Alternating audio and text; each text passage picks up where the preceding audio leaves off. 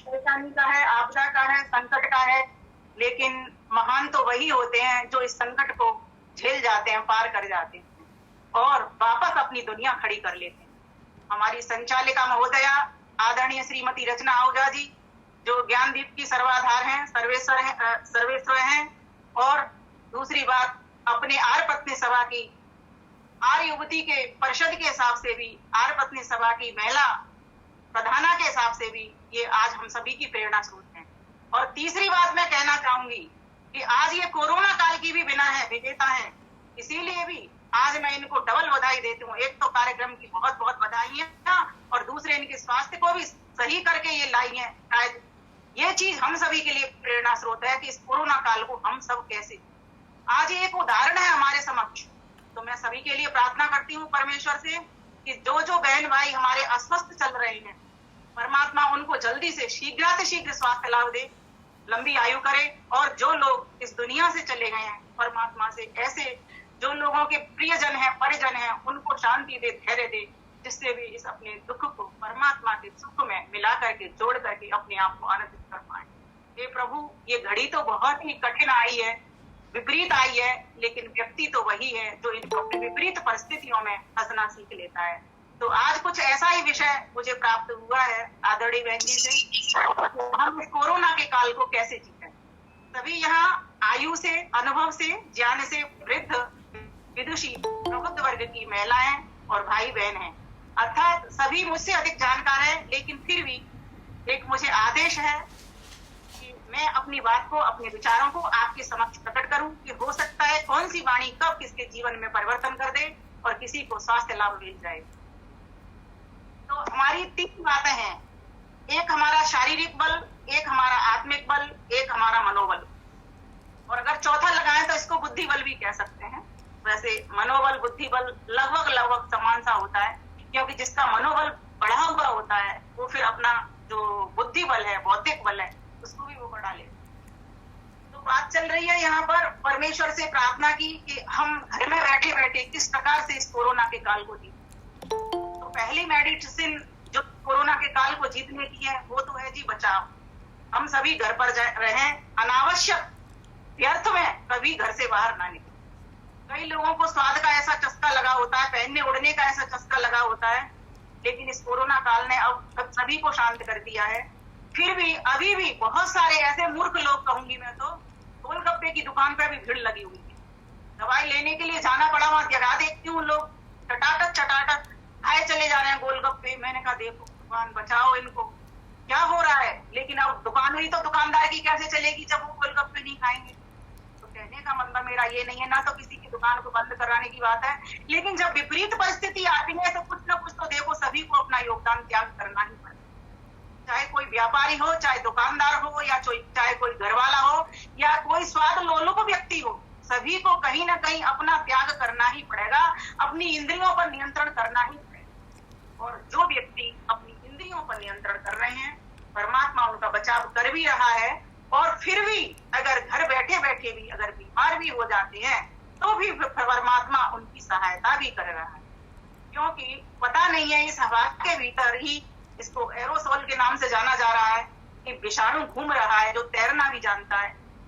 इस चीज से आप सभी वाकिफ और जान भी रहे हैं। इसीलिए बाहर निकलते वक्त डबल मास्क और घर में रहते वक्त एक मास्क का प्रयोग हो। अगर हम घर में 4-5 मेंबर हैं तो हम सभी करें ही। दूसरी बात, व्यक्ति की आत्मशक्ति, विल पावर की, जैसे कि अभी नरेश खन्ना जी बता रहे थे, बहुत जरूरत पड़ती है इसमें। कोरोना को उसी ने जीता है जिसने परमात्मा पर भरोसा किया है, विश्वास किया है। जो व्यक्ति ये सोच रहा है कि मेरा कुछ नहीं होगा, और जो परेशानी आई है ये भी सदा एक जैसी रहने वाली नहीं है। कोई भी चीज बनती है उसका नाश है, कोई बीमारी भी आती है वो हमेशा के लिए नहीं आती। आप सभी यहाँ पर अनुभवी व्यक्ति हैं, 60 से 80 तक के वर्ष आयु में भी है कुछ लोग, बहना माताएं, उनको पता है कि कैसी कैसी महामारियां आई हैं 50 वर्षों के भीतर। चेचक जैसी महामारी आई, उसका टीका चला, उस टीका के कारण ही इससे निजात पाई। टीवी की भी एक महामारी आई, इससे भी निजात पाई। ठीक है, पूरी तरीके से 10% लोग आज भी बीमार हो रहे हैं, लेकिन बहुत कुछ हमें कामयाबी उसमें मिली। आज यह भी टीका आया है, मैं कहती हूँ सिर्फ 2 मास की बात है। मई और जून का महीना अगर हमने निकाल लिया घर में रह करके, तो बहुत बड़ा हम इसमें पूरे देश को लाभ पहुंचा सकते हैं। पूरे देश को क्या, पूरे विश्व को भी ये लाभ मिल सकता है अगर जिस तरीके से बचाव की बात की जाए। सबसे बेस्ट मेडिसिन है ये बचाव की, घर में रहने। कोई सामान मंगाना है, ऑनलाइन भी आजकल आ रही है, सुविधा है उसकी, और फिर थोड़ा कम खा लेंगे तो नहीं मरेंगे। कम खाने से कोई भी आज तक नहीं मरा है, वही जो ठूस ठूस के जिसने अपना पेट भरा है। इसीलिए इस बात को ध्यान रखो कि हम कम खाने की भी आदत बनाएं, जिससे किसी दूसरे को भी निवाला वो हमसे मिल सके। इस प्रकार से हम इस कोरोना के काल को जीत सकते हैं, क्योंकि आदमी अगर इस तरह नहीं मरेगा तो भूख से मर जाएगा। बहुत सारे संस्थान सेवा के लिए आज खोल दिए गए हैं। हमारा आर्य समाज ने भी शायद बहुत खोले होंगे, जैसा कि हम सूचनाएं सुन रहे हैं। आरएसएस ने भी बहुत सारे संगठन खोले हुए हैं। बहुत सारी, जैसे कहा जाता है ऑक्सीजन की किल्लत हो रही है ना, और बहुत सारी सुविधाओं की भी, डॉक्टर्स नहीं आ रहे समय पर या नर्सेज नहीं आ रही है, इस प्रकार की भी समस्या हॉस्पिटल्स में देखने को मिल रही है। तो जहां तक प्रयास करें कि अगर ऑक्सीजन का लेवल 90 से नीचे नहीं जाता है तो प्रयास करें कि हम घर में ही ठीक। मेरे समक्ष ऐसे बहुत उदाहरण है, मेरे अपने रिश्तेदारों के भी, और जो जानकारी में भी जितने मित्र वर्ग हैं, बंधु बांधव है, उनके भी ये समाचार आ रहे हैं कि उन्होंने घर में रह करके ही अपने आप को ठीक किया है। कोई एक आध पेशेंट ऐसे हैं जो हॉस्पिटल में गए, फिर भी वो पूरा लाभ उन्होंने हॉस्पिटल पर नहीं लिया। जितनी आवश्यकता थी उतने दिन हॉस्पिटल में रहे, फिर उसके बाद वो घर आए। क्योंकि आप सभी जानते हो हॉस्पिटल में जो खाना मिलता है या जो देखभाल होती है वो घर की तरह नहीं। इसीलिए इस कोरोना के काल में जिन व्यक्तियों को अगर कोरोना हो गया है, पॉजिटिव हो गए हैं, भगवान पर पूरा भरोसा रहे, दवाई को समय पर लें, दवाई में बिल्कुल भी जरा सी भी देरी ना करें, जरा सा भी डिले ना करें, ऑक्सीमीटर से अपना ऑक्सीजन लेवल लेते रहें और सारा दिन इसी में ना लगे रहें। सुबह शाम 2 या 3 बार, जब तक जितनी दवाइयां, जब भोजन करना है तब ही उसका प्रयोग करें। पूरे दिन भर टीवी देख रहे हैं, हम लाशों के लाश देख रहे हैं, इससे हमारी नेगेटिविटी, नकारात्मक सोच बनती है और हम बीमार न होते हुए भी, स्वस्थ व्यक्ति भी बीमार हो चल देता है। तो हमें कैसे बचाव करना है? कुछ प्रभु भक्ति के लिए मैं तो कहती हूँ, अब इसको आप इसी तरह से समझ लो कि परमात्मा ने, हम वैसे बैठ नहीं सकते थे, भाग दौड़ में रहते थे, अब ही हमको ये अवसर दिया है। कम से कम अब तो हम बैठ करके प्रभु का जो घड़ी, कम से कम अब तो उसको याद कर लें। जब सुख में नहीं कर सके कोई बात नहीं, दुख में कर लो। और दुख में कहते हैं कि याद आता भी है, लेकिन उतना लाभकारी नहीं होता जितना परमात्मा, अगर सुख में किसी को याद आ जाए, सुख में अगर कोई याद कर ले, उतना लाभ दुख में उसको नहीं मिलता। आदमी सोचता है कि मैं परमात्मा को याद कर रहा हूं, लेकिन वो दुखी मन से। परमात्मा किसको प्राप्त होते हैं? वेद भगवान कहते हैं जो व्यक्ति सुखी होते हैं, सुख में सुमिरन मेरा जो करते हैं, मैं उन्हीं को प्राप्त होता हूँ। इसलिए तो कबीरदास जी को कहना पड़ा, दुख में सुमिरन कम करे, सुख में करे न, जो सुख में सुमिरन करे तो दुख का एक हो। अगर ये पहले ही सोच लिया होता कि संसार में ऐसी आपदाएं ना आए, इसके लिए हम यज्ञ करें, योग करें, प्राणायाम करें, व्यायाम करें, उचित आहार विहार करें, समय समय पर अपनी औषधि का प्रयोग करें, अपने वात पित्त कफ की समझ रखें कि मेरी क्या चीज बड़ी है, किस प्रकार की मुझे औषधि काम कर सकती है, तो आज हमें ये सब दिन देखने नहीं पड़े। चाहे भले ही कई बार एक्सीडेंट अपनी गलती से नहीं होते, लेकिन दूसरे की गलती से। मैं तो कहती हूँ उस चीन को सद्बुद्धि दे जिसके वुहान शहर में इस तरीके का प्रयोग किया गया और इस तरीके के विषाणु हवा में छोड़े गए। ये तो बहुत ही घातक बीमारी होगी। कभी पंक्तियां लिखी थी, उन पंक्तियों को पढ़ती हूँ। काल करोना लाए के दुनिया किया बेहाल, सारी दुनिया बिलख रही, किस किससे पूछे हाल, किस किससे पूछे हाल। ऐसा हाल हुआ दुनिया का, सबके सब मजबूर, ऐसी महामारी फैली अपने अपनों से हो गए। बड़े बड़े वैज्ञानिक हैं, पर सब हो गए हैं फेल। क्रूर कोरोना खेल रहा है जग में कैसा खेल। लाचार हुई है शक्तियां, लाचार हुई मां शक्तियां, सबके सब निरुपाय, सबके सब निरुपाय। सभी विफल है, सभी विकल है, कैसे देश जाए, कैसे देश। काल कोरोना के कारण ही लाखों लोग मरे हैं, सहम गया संसार विवश, दुनिया के लोग मरे हैं। सब पर फैला जान काल का किसको दे कौन सहारा, किसको दे कौन सहारा, इस कसाई चीन को देखो दुनिया भर को मारा, दुनिया भर। हैरत है फिर भी ये दुनिया, हैरत है फिर भी ये दुनिया बैठी है चुपचाप, कब तक भोगेगी ये दुनिया, यह चीनी अभिशाप, यह चीनी अभिशाप। काम धाम सब बंद हुआ, दुनिया का चक्का जाम, इतने बम बारूद भरे हैं, हो गए सब बेकाम। यही वक्त है मिलकर सब इस चीन को मजा चखाएं, कोरोना के सरताज चीन पर दुनिया बम बरसाए, प्रभु मोहब्बत। दुनिया के नक्शे से चीन को हमें मिटाना होगा, दुनिया भर के सभी राष्ट्र को हाथ मिलाना होगा, हाथ मिलाना। हो जाए एक महासमर संसार बचाना होगा, हो जाए एक महासमर संसार बचाना होगा, दुनिया के दुश्मन चीन को सबक सिखाना होगा। अब सबक तो अब उसने तो ये इतना बड़ा काम कर दिया, सबक यही होगा कि अगर हमने अपने आप को बचा लिया तो अपने राष्ट्र को बचाएं। प्रत्येक व्यक्ति ने अब तक तो ये सोचते थे कि दूसरे को बचाना है, नहीं, आज ये संकल्प करें कि मुझे अपने आप को बचाना है, और बचाने के लिए जो हमारी सरकार की गाइडलाइंस है वो हमको फॉलो करनी ही चाहिए और करनी ही पड़ेगी। नहीं तो जिस तरीके का दुनिया में देख रहे हो आप, उस तरीके का भयावह व्यस्त अब पड़ोसी के घर से मेरे घर तक। इसलिए आज आवश्यकता है कि हम सभी अपने स्वास्थ्य की रक्षा करने वाले बने, इस कोरोना काल को मजबूती से जीतने वाले बने। और दूसरी बात मैं सभी को कहा करती हूँ, ईश्वर की स्तुति, प्रार्थना और उपासना, इसको बिल्कुल ना। अब तक तो हम 2 बार करते थे, सुबह यज्ञ में करते थे, शाम को यज्ञ करते, कोई कोई तो एक ही बार यज्ञ करता था, तो एक ही बार। पूरे दिन भर की इसको आदत बना लो, पूरे दिन भर की आदत बना लो। उस परमात्मा से बस एक ही प्रार्थना करो, परमात्मा हमको सद्बुद्धि देना, हमारे मन में एक भी अशुभ विचार ना आए, हमारे मन में एक भी गलत विचार ना आए, जिससे हम कोई भी गलत कर, जिससे हमें ये परिणाम के रूप में जो आज मिला हुआ दुख है, ये दैवीय दुख है, इसके पीछे भी कहीं ना कहीं इनडायरेक्ट, अप्रत्यक्ष रूप से हम ही जिम्मेवार। आज इसीलिए ये दिन भी,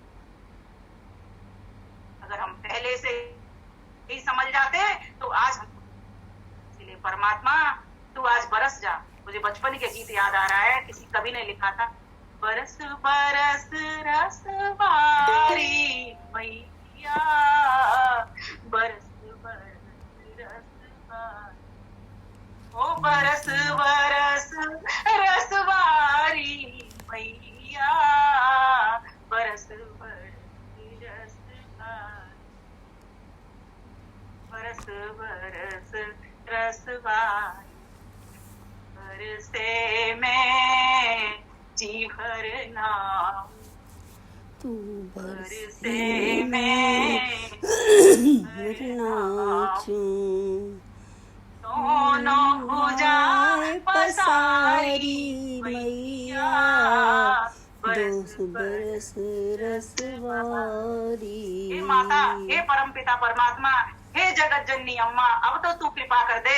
माना कि हमारे ये कमाए हुए दुख हैं, हम ही इसको भोग रहे हैं, और कौन भोगेगा, क्योंकि प्रत्येक कर्म के फल तो मिलकर के ही रहते हैं, चाहे पाप करो चाहे पुण्य करो, दोनों के ही फल शुभ और अशुभ के रूप में मिलकर के रहते हैं। पर आज जो हमसे गलती हो गई, हम भोग ही रहे हैं, लेकिन अब भोगने की इसको शक्ति, बस इतनी कृपा कर देना जिससे हम सुरक्षित हो जाए, संरक्षित हो जाए और वापस अपने भारत राष्ट्र खड़ा कर सकें। इस प्रकार से वेद कितना सुंदर कहता है। मैं सभी को कहती हूँ, इस कोरोना काल में जो मंत्रों की आहुति देनी है वो 31वें अध्याय के कौन से नहीं, दूसरे कांड के, अथर्ववेद के दूसरे कांड के 31वें और 32वें सूक्त से देनी।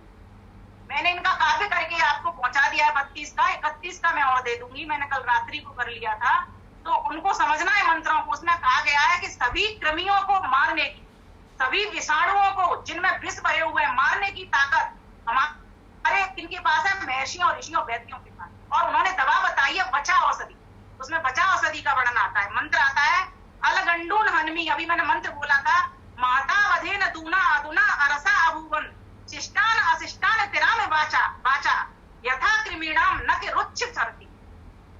चलने वाले न चलने वाले सभी कृमि रसहीन हो गए, बचे हुए और न बचे हुए भी सब कृमियों को मैं बचा औषधि से नाश करता हूँ, जिससे कृमियों में से कोई भी ना बचे।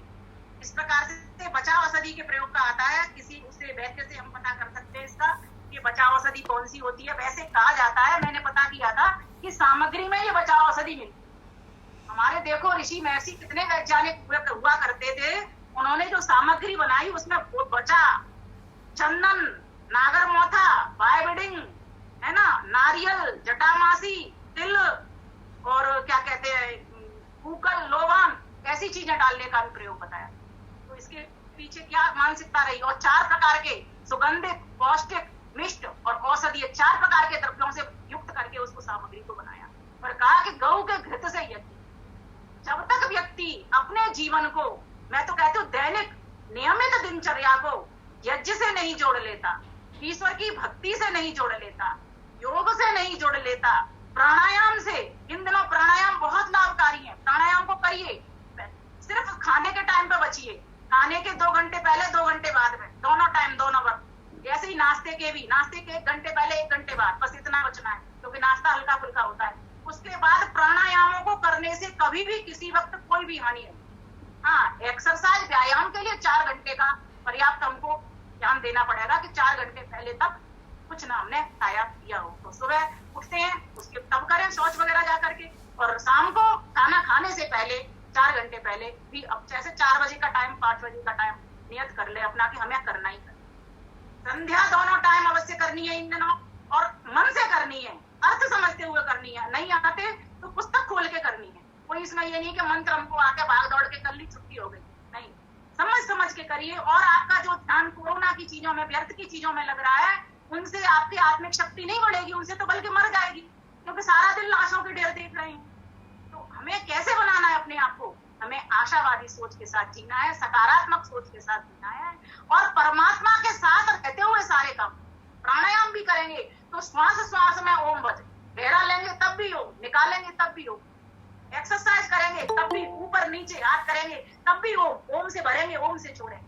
कोई भी किसी भी तरह अनुलोम विलोम करेंगे तो ओम से भरेंगे, ओम से छोड़ेंगे। कोई हर चीज को ओम से जोड़िए। भोजन भी करेंगे अन्न पते मंत्र से ही करेंगे, मोग मन्नम बिंदते या प्रचेता तभी छोड़ेंगे। किसी भी काम को करेंगे अभी इन दिनों तो ओम से ही जोड़ करके करें। फिर आप देखिए कि किस तरह से परमात्मा आपकी सहायता करें, किस तरीके से आपके भीतर। अगर कोई बड़ी बात नहीं है, दवाई तो ले ही रहे हैं, ठीक हो जाएंगे। शरीर के रोग है, शरीर व्याधि मंदिरम, ये शरीर तो हमारा व्याधियों का आगार है, मंदिर है, इसमें चलते ही रहेंगे। ये पुर्जे टूटेंगे भी, फूटेंगे भी, फिर नई मसल्स बनती हैं। आपको याद करना होगा, हमारे शरीर में से डेली नित्य प्रति सैकड़ों मसल पेशियां टूट जाती हैं और सैकड़ों ही बन जाती हैं। ये परमात्मा की फैक्ट्री है, उसने ऐसा इंतजाम किया हुआ है। आपको पता होगा किसी की भी हड्डी टूट जाती है ना, तो परमात्मा अपने आप उसको जोड़ने की विधि जानता है। उसकी कोई दवाई नहीं होती कभी भी हड्डियों को जोड़ने की। दर्दों की दवाई दी जाती है जब हड्डी टूटती है, हड्डियों को जोड़ने की दवा नहीं दी जाती। वो ऑटोमेटिक महीने में, 2 महीने में, 3 महीने में जैसा फ्रैक्चर होता है वो अपने आप ही रेस्ट करने से अपने आप ही मसल। परमात्मा का बार बार धन्यवाद दीजिए, इतनी सुंदर उसने फैक्ट्री दी है। कोई बिगाड़ आ गया कोई बात नहीं, समय भी बीत जाएगा। दुख आते हैं जाते हैं, ये तो ददिया के तो धारे हैं। एक गीत मैंने लिखा था पहले, बहुत पहले लिखा था, पता नहीं डायरी में, हाँ मिल गया। प्यारे प्यारे प्यारे प्यारे सच्चे बच्चे न्यारे न्यारे, परम पिता की गोद में बैठ के बदलो उसके सारे प्यारे प्यारे प्यारे प्यारे। उसकी गोद में कैसे बैठे हैं, जैसे बस में ड्राइवर होता है ना, अगर उसकी सीट के पास बैठ जाओ तो डर नहीं लगता, धक्के भी नहीं लगते, और उसकी पीछे वाली सीट पर चले जाओ तो कितने धक्के लगते हैं, क्योंकि उससे दूरी हो जाती है। परमात्मा की नजदीकी के लिए उसके प्यारे पुत्र बन जाओ। वो मेरा पिता है, वो संरक्षक पिता है ना, सर्व सुरक्षक पिता है ना, वो मुझे सुरक्षित रखेगा। मेरी माँ है, वो उसने ही मुझे जन्म दिया है, उसी के गोद में मैं सुरक्षित रह सकता हूँ। दुनिया के कितने भी बड़े हमारे ऊपर भयानक सर्प आ जाए, बिच्छू आ जाए, शेर आ जाए, चीते आ जाए, हम नहीं डरेंगे। कब नहीं डरेंगे, जब हमारा पिता हमारे साथ होगा। तो एक बालक क्या है कि अपने माता पिता से जिद करने लगा। इसके ऊपर एक दृष्टांत भी आता है, और कहने लगा कि हम तो नानी के यहाँ जाएंगे छुट्टियों में। तो उन्होंने माता पिता ने कहा कि ठीक है चलेंगे। हर बार जाते थे माता पिता के साथ उनके बच्चे, लेकिन इस बार एक बच्चा बोला कि नहीं मैं तो अकेला ही जाऊंगा। तो उसके माता पिता ने कहा कि नहीं हम तुम्हें नहीं ले जाएंगे, तुम्हें डर लगेगा, अभी तुम्हारी आयु इतनी नहीं है। बालक थोड़ा सा और बड़ा हुआ, फिर हर साल इसी तरह जिद करने लगा। एक बार टाइम आया जब वो 12, 13, 14 साल का हो गया, तब जाकर के वो कहने लगा पिताजी हम आज अकेले ही जाएंगे, हम जाके देखना चाहते हैं कि हम नानी के यहाँ अकेला जा सकते हैं क्या। तो बच्चा चल देता है, माता पिता पे छोड़ने जाते हैं, टिकट दिला देते हैं, बिठा देते हैं बच्चे को, खिड़की में से टाटा बाय बाय करते हुए एक कुछ वस्तु पकड़ाते हैं उसके हाथ में, बोले तुझे जब डर लगे ना तो इसको देख लेना। तो उसने कहा ठीक है मुझे डर नहीं लगेगा। वो बैठ गया, नानी की आंचल देखता है, बैठे बैठे देखता है कोई एक भयंकर आकृति वाला आदमी उसके समक्ष आता है, उसे डर जाता है, वो बहुत तेज डर लगता है। फिर उसको अपने पिता माता की याद आती है कि मेरे माता पिता ने कोई वस्तु मुझको दी थी। उसने देखा, उसमें से निकाली, देखा एक लेटर था और उसमें लिखा हुआ था कि हम तुम्हारी पीछे वाली सीट पर बैठे हुए, तुम डरो मत। बच्चा खिलखिला पड़ा, सारा डर उसका चूर हो गया।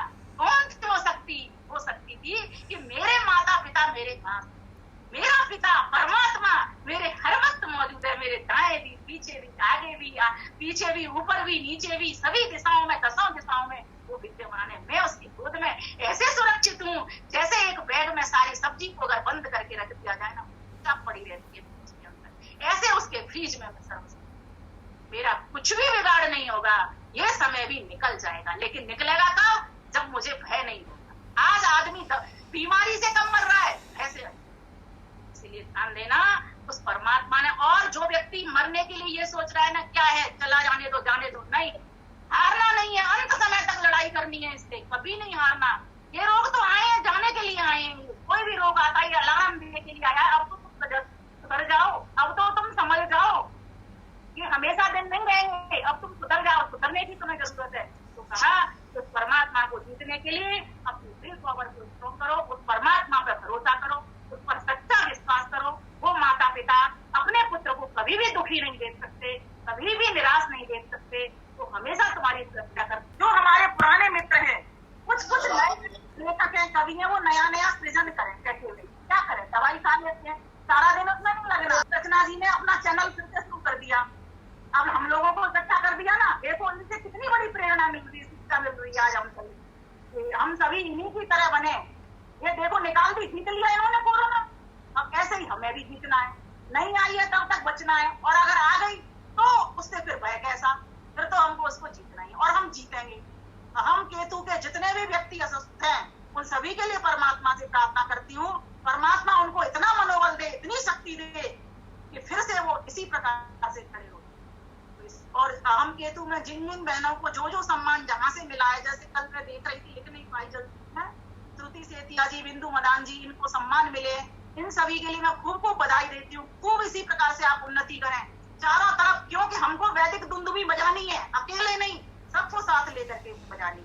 हमारे सभी भाई वैदिक संस्कृति का करें, सबकी एक दूसरे की सहायता करनी है, सबको शुभकामनाएं देनी है, सबको बधाई देनी है। इस तरह से इस कोरोना के काल को खुश रहते हुए, सबको सुख पहुंचाते हुए हमें सुखी रहना है, आनंदित करना है, हर्षित करना है। तो इस प्रकार से आइए कुछ पंक्तियां और हो जाए, उसके बाद मैं अपनी वाणी को विराम देती हूँ।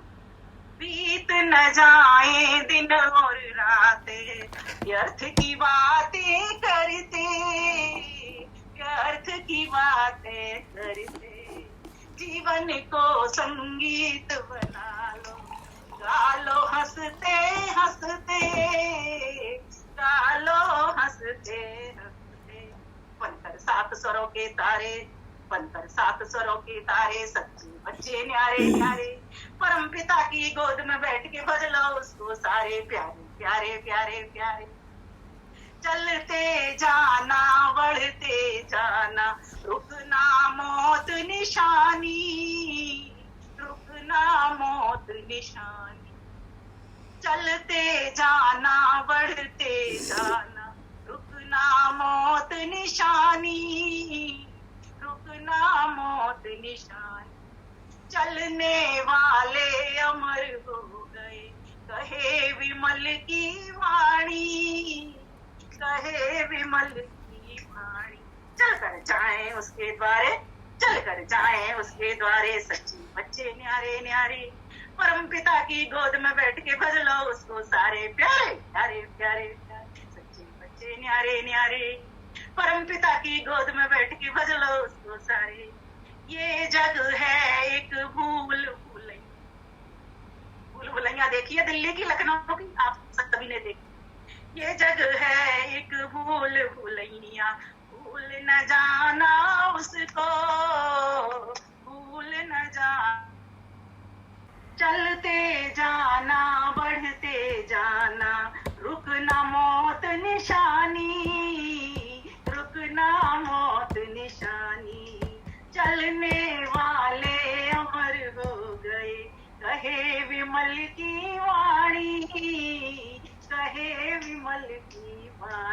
चलकर जाएं उसके द्वारे सच्चे बच्चे न्यारे न्यारे, परम पिता की गोद में बैठ के बदलो उसको सारे प्यारे प्यारे प्यारे प्यारे।